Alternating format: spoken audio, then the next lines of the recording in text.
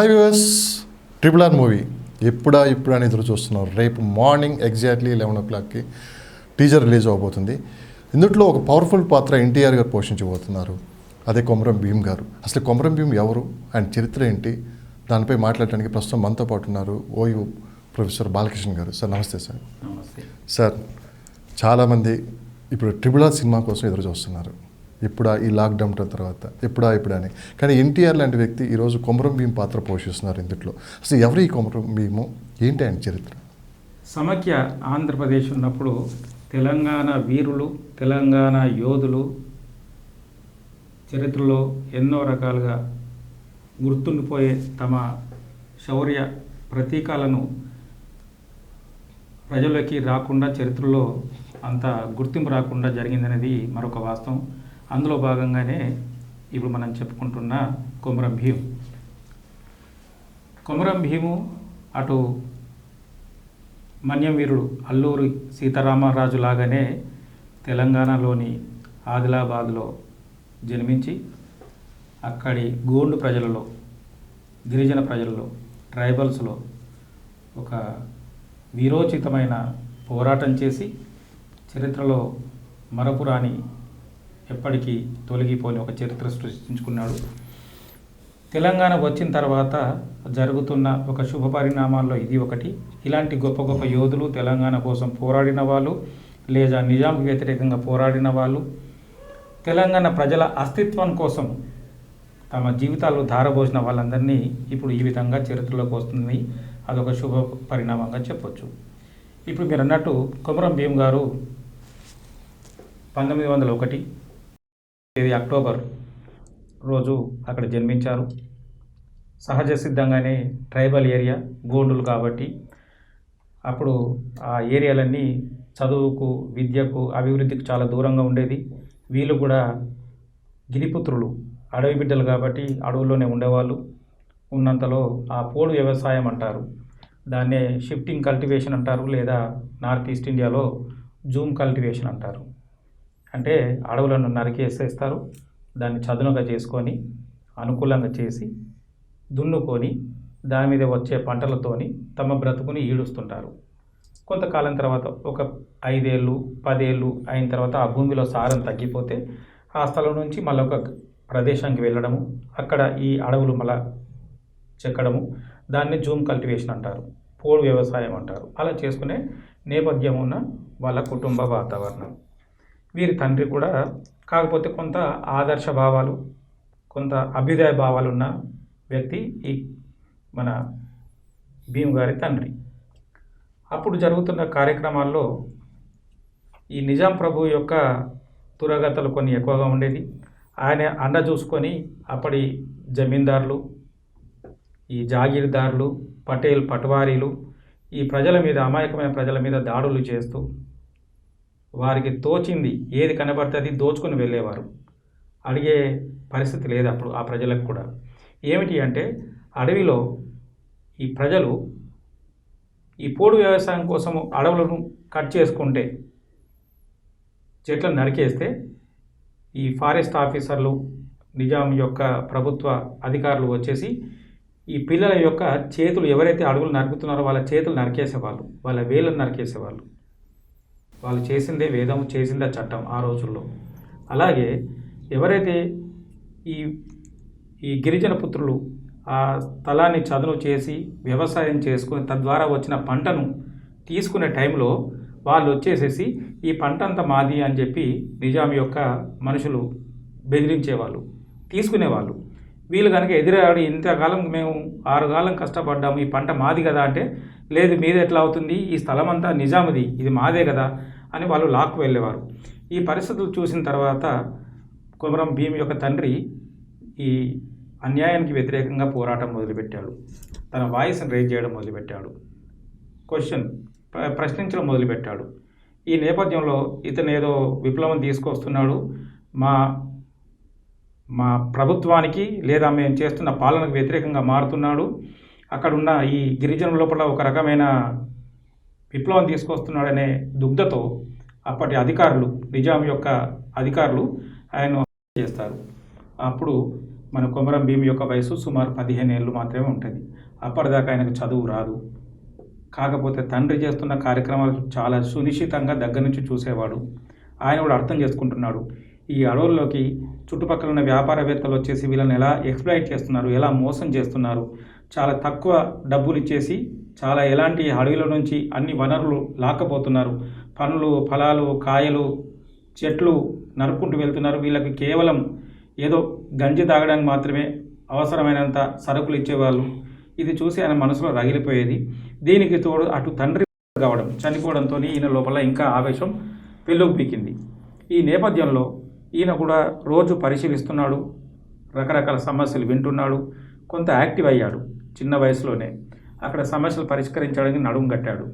ఈ నేపథ్యంలోనే ఒకసారి ఈ నిజాం యొక్క అధికారులు కొందరు వచ్చేసి అక్కడ కొంత గొడవలు చేస్తున్నారు. అక్కడున్న ఈ ఎవరైతే పోడు వ్యవసాయం చేస్తున్నారో వాళ్ళ యొక్క సామాగ్రిని, వస్తువులని ఎత్తుకెళ్ళని ప్రయత్నం చేస్తున్నారు. జరిగిన ఆ గొడవలో ఈయన కూడా కొమరం భీమ్ కూడా పాల్గొనడం జరుగుతుంది. అతను అక్కడ ఉన్న వాళ్ళని వ్యతిరేకిస్తాడు. మీరు ఎందుకు వచ్చారు, మేము ఎందుకు ఇవ్వాలి, మీకు ట్యాక్స్ ఎంత కట్టాలి, ఇదంతా మాదే కదా అని గొడవ చేస్తుంటే ఈ నేపథ్యంలో వాళ్ళు ఈ గోండ్లను, అమాయకులైన వాళ్ళను రకరకాల దుర్భాషలు ఆడడము, వాళ్ళను చాలా అవమానకరంగా తిట్టడం మొదలు పెడతారు.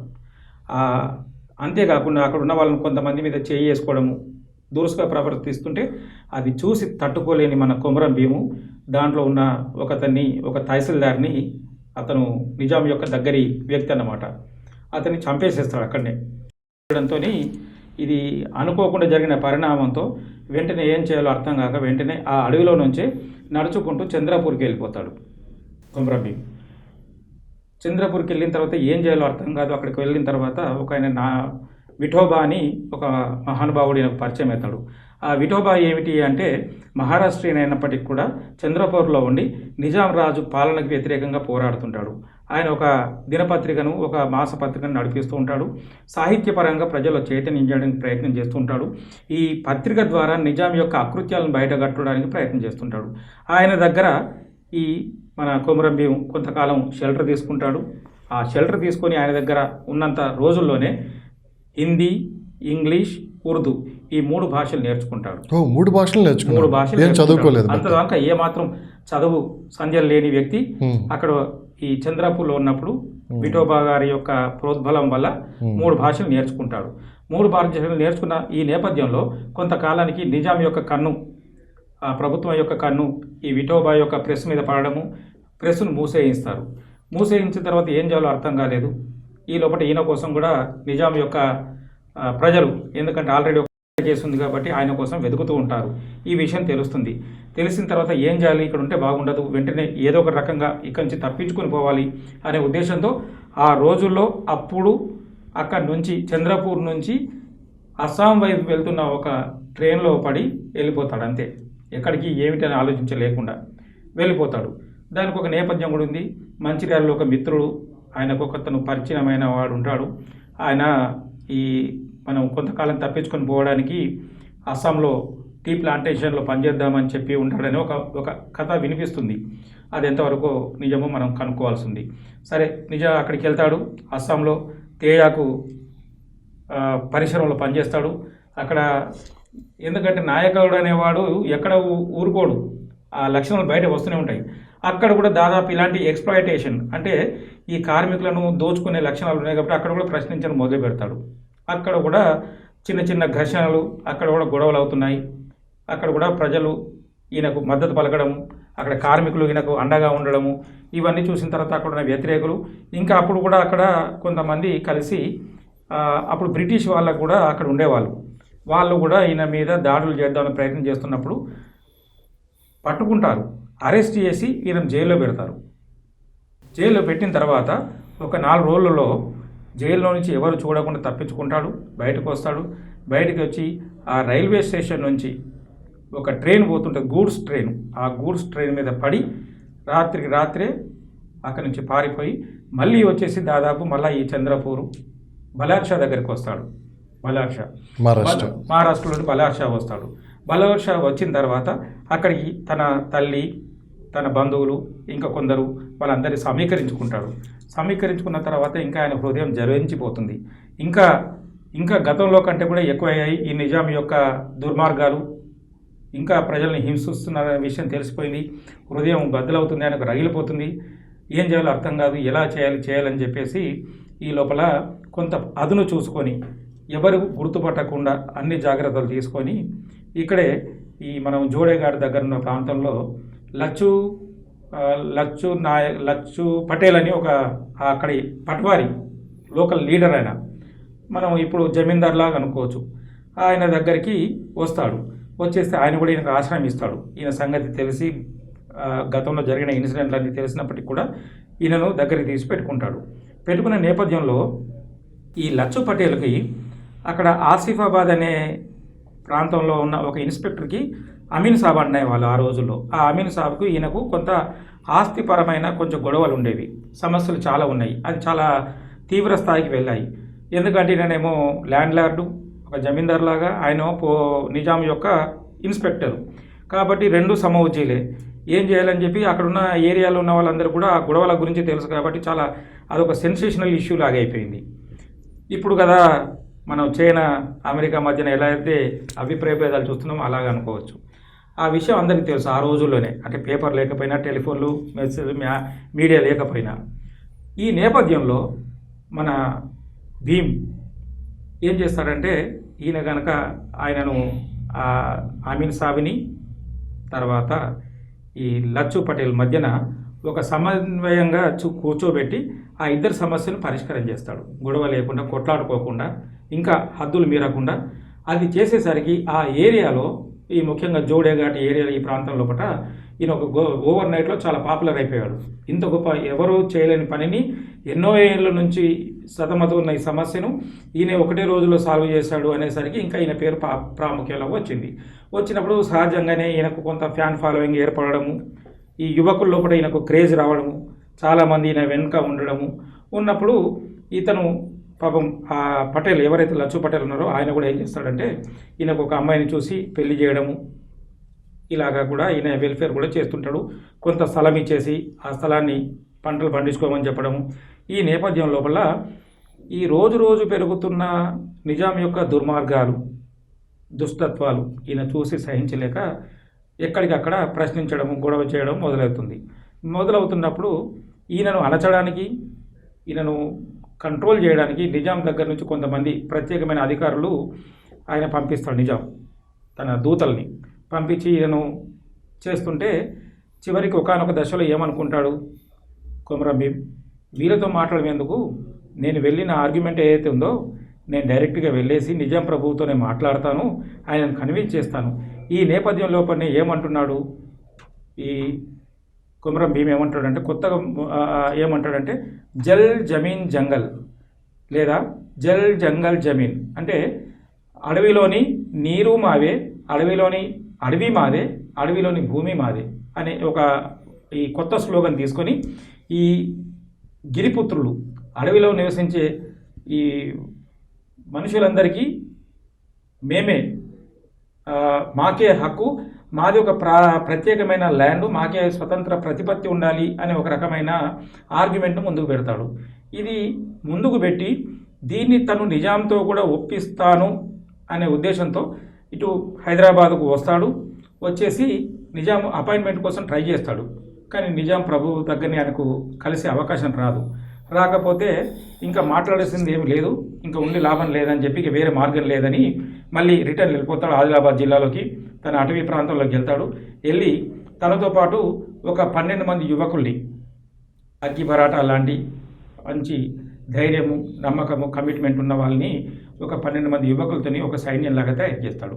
చేసిన తర్వాత ఎవరైతే ఈ నిజాం తరఫున ఈ గ్రామాల్లోకి వస్తున్నారో, అడవిలోకి వస్తున్నారో, ప్రజల్ని ఇబ్బందులు పెడుతున్నారో, సతాయిస్తున్నారో వాళ్ళ మీద దాడులు మొదలు పెడతాడు. ఇది గెరిల్లా యుద్ధంలాగా చేస్తుంటాడు. ఈ గెరిల్లా యుద్ధంతో ఒక సడన్గా నిజాంలో వణుకు మొదలైంది. ఇదేమిటి, ప్రశాంతంగా ఉన్న నా అడవిలో, నా రాజ్యంలో కొత్తగా ఇదేమిటి అని చాలా కంగారుగా ఉంటాడు. అసలు అర్థం కాదు ఇలా జరుగుతుంది. దీనికోసము ఈయన ఏం చేస్తాడు, మభ్యపెట్టి కొందరిని పంపిస్తాడనమాట. మోసం చేసేసి మేము మీతో మాట్లాడతాము, చర్చల ద్వారా మేము మీతో పరిష్కరిస్తాము, కాబట్టి మనం మాట్లాడుకుందాము అని వాళ్ళు వేగుల ద్వారా మధ్యవర్తుల ద్వారా పంపిస్తే ఈయన నమ్మకుండా ఏమంటాడంటే కొమరం భీం, మీరు ఎవరైతే ఇంతవరకు అరెస్ట్ చేశారో మా మనుషుల్ని రిలీజ్ చేయండి, మా స్థలాలు ఏవైతే మీరు తీసుకున్నారో దోపిడీ చేశారో మా వనరులు అవి మాకు ఇచ్చేయండి, అప్పుడే మాట్లాడదాం, అప్పటిదాకా మాట్లాడము అంటారు. ఈ జరుగుతున్న నేపథ్యంలో ఎవరికి లొంగడు, వాళ్ళు అరెస్ట్ చేద్దాం అనుకుంటారు మోసపూరితంగా, కానీ దొరకడు.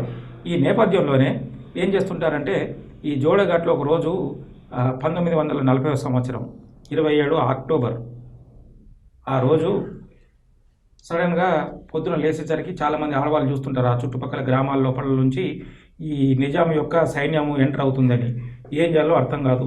అప్పటిదాకా ఈయన అప్రమత్తంగా లేడు కొమరం భీం. తను ఊహించలేదు ఇలాంటి దాడులు జరుగుతుందని చెప్పి. తనతో పాటు కేవలం ఒక 15 మంది మాత్రమే సాయుధులు ఉన్నారు.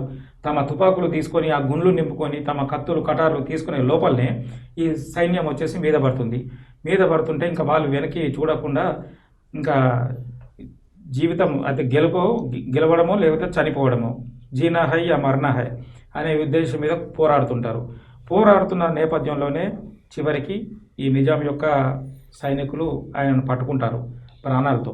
పట్టుకున్నాక చివరికి ఎంత భయపడ్డారు నిజాం సైనికులు అంటే, ఈయనను గనక 2 తుపాకు గుండ్లో 3 తుపాకు గుండ్లను చంపేస్తే మళ్ళీ ఎక్కడ లేచి వస్తాడు, అసలు చస్తాడా చావడు అనే ఉద్దేశంతో ఈయన ఒళ్ళంతా జల్లెడలాగా చేసేసి అసలు ముఖాన్ని గుర్తుపట్టలేనంత హింసించి ముఖంలో కూడా తుపాకు గుళ్ళను దించి చాలా క్రూరంగా, అమానవీయంగా, చాలా బాధాకరంగా చంపేసి, దాంట్లో ఇంకో కారణం ఏంటంటే అక్కడ ఎవరైనా ఇంకొక విప్లవకారులు వస్తే మీకు కూడా ఇదే గతి పడుతుంది అనే ఒక సంకేతం కూడా కావచ్చు. అంతే, ఈయనను కాకుండా ఇంకా ఈయనతో పాటు నా 15 మందిని చాలా అమానవీయంగా చంపేసి, చాలా క్రూరంగా చంపేసి వాళ్ళని చివరికి వాళ్ళ శవాలను కూడా ఏమాత్రం మర్యాద లేకుండా ఒకరిపైన ఒకరి శవాలు పడేసేసి అంటే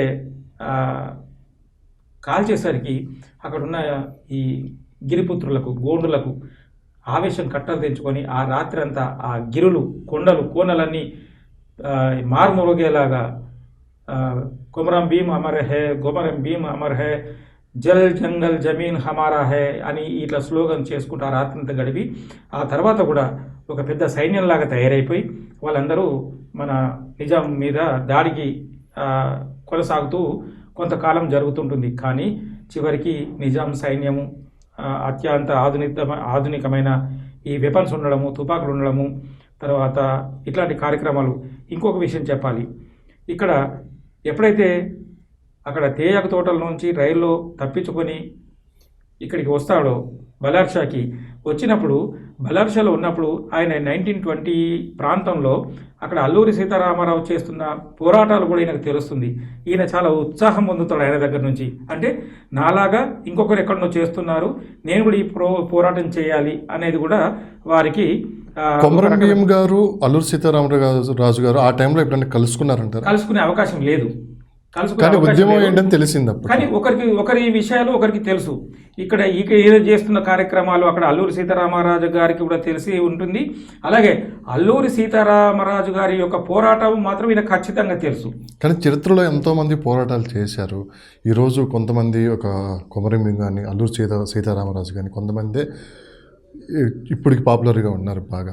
కానీ ఇలాంటి వాళ్ళని తీసుకొని రాజమౌళి గారు అంటే సెన్సేషనల్ డైరెక్టర్ వీళ్ళ స్టోరీ తీసుకొని ఒక సినిమా దిగిపోతున్నారు.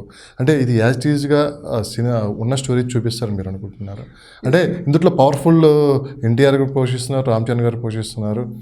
చరిత్రలో ఒక పవర్ఫుల్ క్యాండిడేట్లను తీసుకుని ఖచ్చితంగా ప్రముఖమైన సినీ హీరోలు నటిస్తున్నారంటేనే ఆసక్తి చాలామంది ప్రజల్లో, సామాన్యులకు కూడా, సామాన్యుల నుంచి చాలా గొప్ప వాళ్ళకు కూడా, ఐఏఎస్లు అంటేంది, మంత్రులు అంటేంది, ఎమ్మెల్యేలు అందరికి కూడా, సినిమా యాక్టర్లకు కూడా ఒక ఆసక్తి వస్తుంది. కాబట్టి సాధారణంగా సినిమాలు అంటే ఇష్టం లేదు. ఇందాక మీరు చెప్పారు పెద్ద సినిమాలు మీరు చూడను అని, మీలాంటి కూడా ఆసక్తి కలుగుతుంది. అంతేకాకుండా ఈ మధ్య బయోపిక్ అనే ఒక ఎరా ఇది. ఈ మధ్య బయోపిక్లు చాలా అద్భుతంగా మిగతా సినిమాల కంటే కూడా గ్రాండ్ సక్సెస్ అవుతున్నాయి. కాబట్టి అందులో రాజమౌళి గారు తీస్తున్నారు కాబట్టి నాకు నమ్మకం ఉంది. ఖచ్చితంగా చాలా చక్కగా, అందంగా, మనం చూసేలాగా, ఆకట్టుకునేలాగా తీస్తున్న నమ్మకం ఉంది. అంతేకాకుండా మీరు చెప్తున్నారు కాబట్టి గొప్ప గొప్ప ఎన్టీఆర్, రామ్ చరణ్ గారు చేస్తున్నారు కాబట్టి ఖచ్చితంగా చేరుకుంటుంది. దీనిలో నేను చూసే పాజిటివ్నెస్ ఏంటంటే దాదాపు 72 ఏళ్ల తర్వాత కొమరం భీం 1940వ సంవత్సరం చనిపోయాడని చెప్పాను. ఆయన చనిపోయిన తర్వాత 72 ఏళ్ల తర్వాత 2012లో మన ట్యాంక్ బండ్ మీద, హైదరాబాద్లో ట్యాంక్ బండ్ మీద ఆయన యొక్క విగ్రహం ప్రతిష్ఠించబడ్డది. అంటే అంతకుముందు ఆయన యొక్క చరిత్ర మరుగున పడడానికి మరి కారణం ఎవరో మీరే చూడాలి, మనం ఆలోచించాలి. అదే దాదాపు 30 ఏళ్ల క్రితము అల్లూరి సీతారామరాజు సినిమా మనం కృష్ణ గారు నటించి ఎంతో సూపర్ డూపర్ హిట్ అయిపోయింది. మరి అక్కడ మన్యం వీరుని యొక్క సినిమాను ఆ రోజుల్లో చరిత్రకు తీసుకొచ్చినప్పుడు అదే సమయంలో దాదాపు అంతే ప్రధాన పాత్ర వహించి అంతే గొప్ప డైనమిక్గా ఒక రివల్యూషనరీగా ఒక సమాజ స్థాపన కోసం నడుము కట్టిన ఒక గొప్ప వీరుని యొక్క చరిత్ర మరి ఇంతకాలము వెనక్కిపోయింది. కానీ ఈ రోజైనా ముందుకు వస్తున్నందుకు నిజంగా నేను అభినందిస్తున్నా. ఇక్కడ మరొక విషయం చెప్పాలి.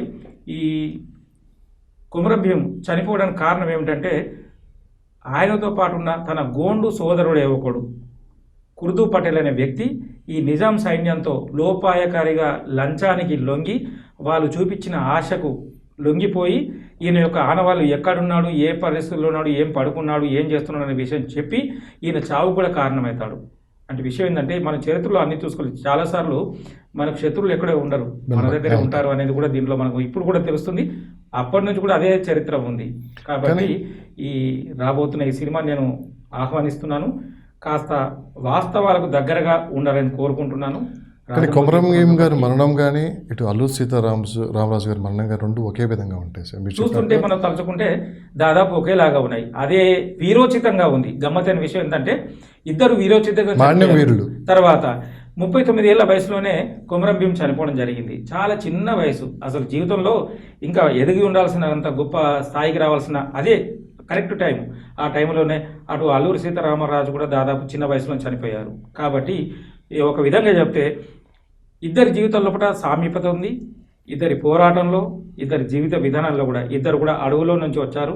ఇద్దరు కూడా అక్కడ బ్రిటిష్ వారికి వ్యతిరేకంగా ఆయన పోరాడితే ఇక్కడ నిజాంకి వ్యతిరేకంగా పోరాడు. తర్వాత ఇక్కడ కూడా ఈయన గిరిపుత్రులతో కలిసి ఒక గెరిల్లా పోరాటం చేశారు. ఆయనేమో అక్కడ మన్యం వీరులతో తయారుతో ఒక పెద్ద సైన్యం తయారు చేశాడు. కాబట్టి మంచి రోజులు వస్తాయి. ఇప్పుడున్న యువత చరిత్రను మర్చిపోతుంది సార్.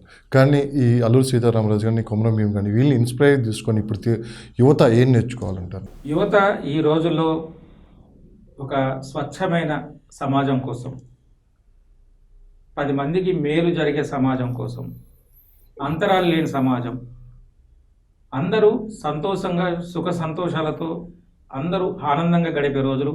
అటు రైతులు 3 పూట్లు ఈరోజు ప్రపంచానికి అన్నం పెడుతున్న రైతులకు తిండి లేని రోజులు ఉన్నాయి మన తెలంగాణలో. సరే, ఇటీవల కాలంలో కొంతకాలం మారుతుందని అనుకుంటున్నాము. ఆ మంచి రోజులు రావాలి. మన యువకులు కూడా సొంత లాభం కొంత మానుకొని, మనం జీవితంలో చదువుకోవచ్చు, ఉద్యోగం సంపాదించుకోవచ్చు. మీరు ఏ స్థాయిలో ఉన్నా, ఏ ప్రాంతంలో ఉన్నా, ఎక్కడున్నా మన తోటి వారికి, మనతో కొంత అడుగు వెనక ఉన్న వాళ్ళకి మనం కొంత సహాయం చేయాలి. జీవితంలో మన కోసం మనం బ్రతుకు కాదు, మన చుట్టుపక్కల ఉన్న వాళ్ళ జీవితం, వాళ్ళలో కొంత మనం ప్రభావితం చేసి వాళ్ళ ఆనందాలు చూడగలిగితే అది గొప్ప విషయం. ఈ ఇద్దరి జీవితాలు కూడా అంతే. వాళ్ళ కోసం వాళ్ళు బతకాలనుకుంటే, వాళ్ళు కనుక ఆ రోజుల్లో ఉన్న అధికారులతో లాలూచి పడాలనుకుంటే వాళ్ళు ఈ పాటికి హ్యాపీగా జమీందారు లాగానే బతుకుండేవాళ్ళు. కానీ వాళ్ళు తమతో పాటు బాధపడుతున్న సమాజానికి, ఆ ప్రజలకు మేలు చేద్దాం అనుకున్నారు. అలాంటి వాళ్ళు చనిపోయినా కానీ ప్రజల గుండెల్లో చిరస్థానం ఎప్పటికి ఉండిపోతారు, చరిత్రలో నిలిచిపోతారు. మన యువత ప్రాణాలు ఇవ్వమని అడగట్లేదు, ప్రజల కోసం కొంత పనిచేసి ప్రజల హృదయాల్లో స్థానం పొందాలని కోరుకుంటున్నాను. థ్యాంక్ యూ అండి. Thank you so much. Valuable time. Thank you. Hi, this is Navdeep and please subscribe to Mirror TV. Thank you. Hi everyone, please subscribe to Mirrors. Hi guys, please subscribe Mirror TV. Hi, this is Pradeep Machraju. Please subscribe to Mirror TV. And please do subscribe to Mirror TV. Hi, this is Noorun Sharif. I wish you all Mirror TV viewers subscribe to Mirror TV. Hello everyone, Namaste. I am Ankita Maharana. Please like, share, subscribe Mirror TV. Thank you. Hello, andarki namaste. Nenu mi Savari Nandu. For a lot of interesting updates, please subscribe to Mirror TV. Hi, this is Nagashaurya and please subscribe to Mirror TV. Hi, నేను మీ Jabardasth Ramprasad. Please subscribe Mirror TV. Please subscribe Mirror TV. Hi guys, I'm Naveen Polishetty and please subscribe to Mirror TV. You're watching this on Mirror TV. Please like, share and subscribe. You're watching this on Mirror TV.